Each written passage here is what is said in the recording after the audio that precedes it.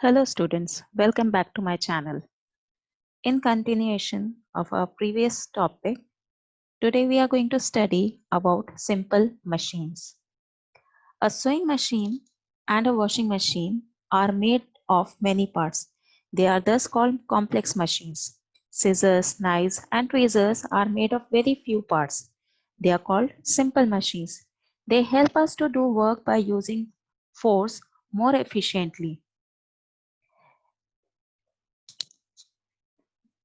There are six basic simple machines: the lever, inclined plane, wedge, screw, pulley, and wheel and axle. Complex machines are made up of these six simple machines. The lever. Suppose you are asked to move a heavy boulder. You may find it very difficult to do so. But if you are given a strong rod and a small stone, you can move the boulder more easily by using the rod as shown. Look at the illustration and note the following points. The boulder is the load that has to be moved. One end of the rod is put under the boulder. The small stone supports the rod.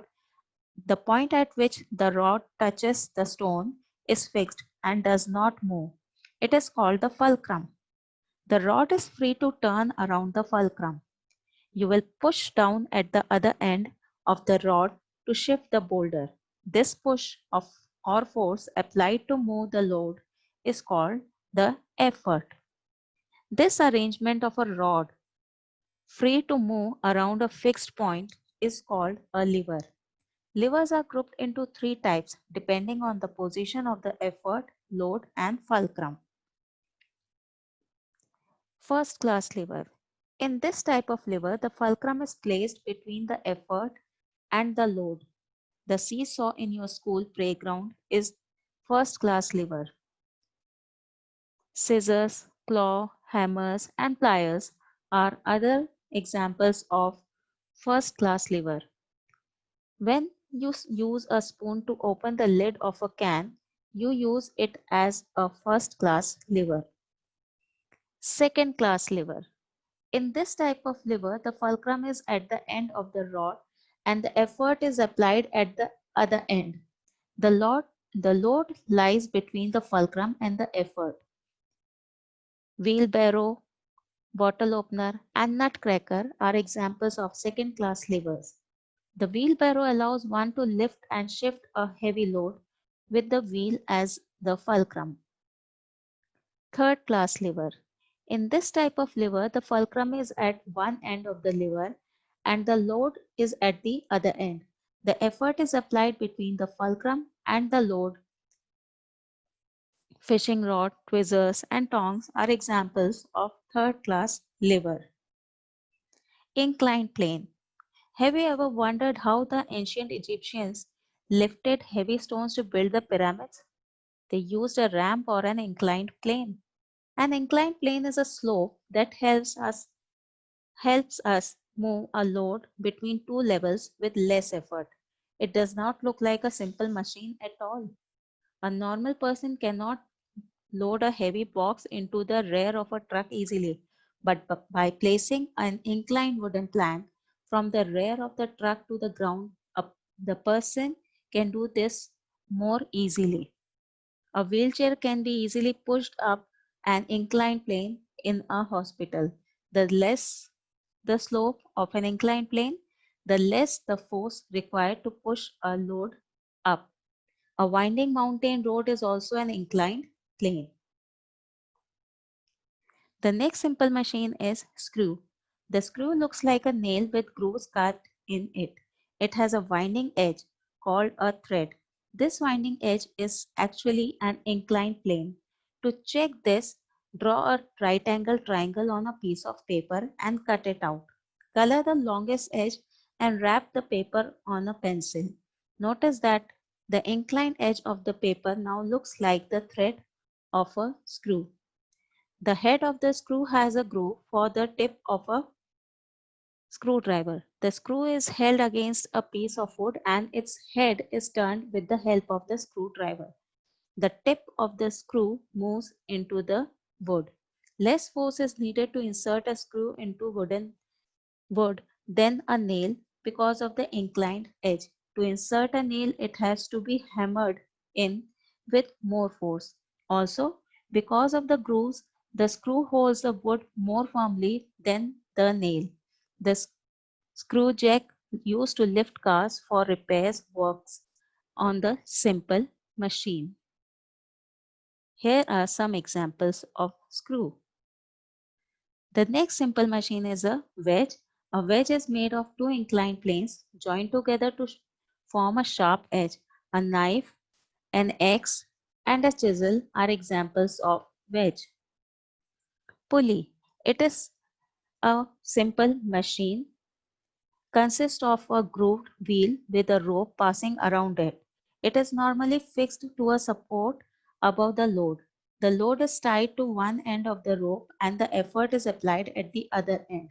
Such a pulley makes our work easier by simply changing the direction of the force. A downward effort is used to lift the load up. Remember that it is easier to pull down than pull up. However, a simple pulley does not reduce the effort required to lift a heavy load. Pulleys are used to pull water up from a well, to hoist a flag, and to lift bricks and cement by workers at construction sites. Wheel and axle.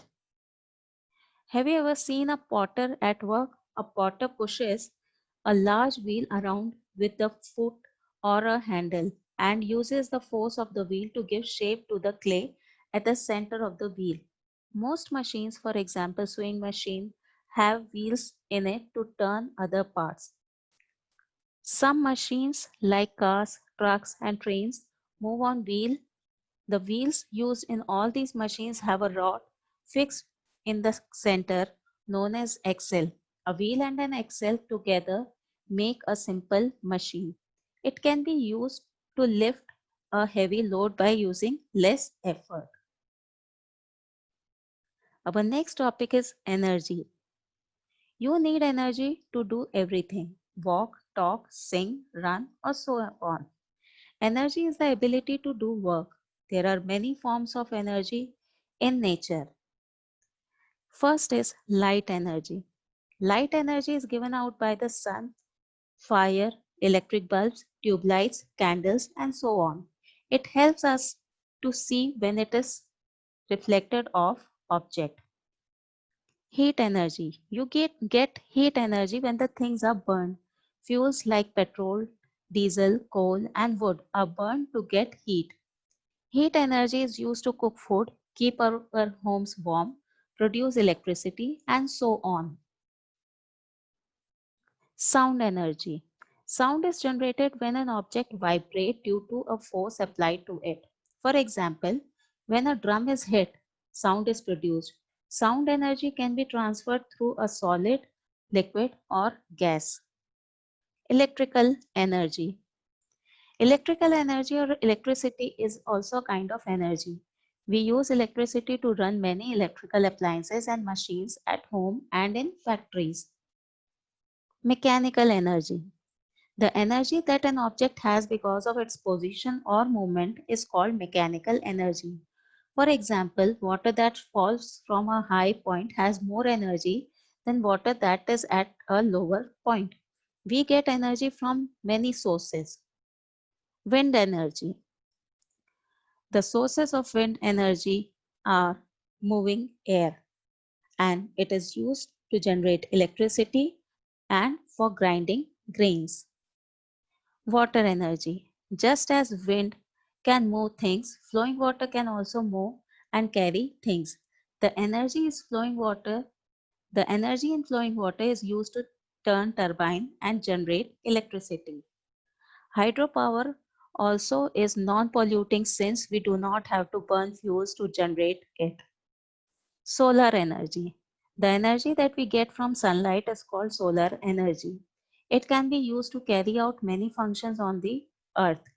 Solar panels convert solar energy into electrical energy, which is used to run machines. Solar cooker use sunlight to cook food. Solar energy is abundant on earth and is also non-polluting. Geothermal energy. It is obtained from the heat inside the earth. Hot springs and steam from inside the earth are used to generate electricity. This way of generating electricity also does not produce polluting smoke and gases. So, here we end this topic. I hope you enjoyed it. Happy learning. Thank you.